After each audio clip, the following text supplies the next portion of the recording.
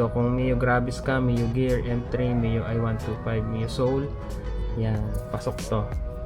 So, meron tayo ngayong in order na clutch lining assembly ng Sun Racing.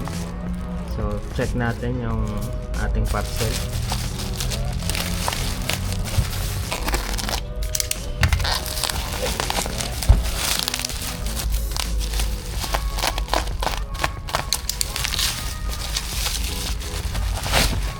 Yan. So ito yung clutch lining ng Sun Racing Spirit CVT system pang Mio i125 and Mio Soul 125. Meron siyang 1,500 na clutch spring. So yan, check natin.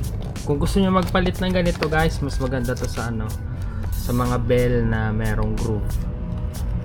So yan, kasi yung bell ko ngayon merong groove. So check natin ano bang meron sa loob. Ganda ng packaging niya, oh. Yan.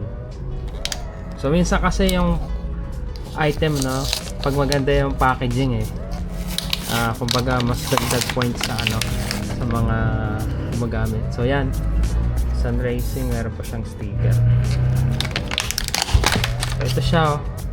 Clutch spring niya is 1,500, kulay pula.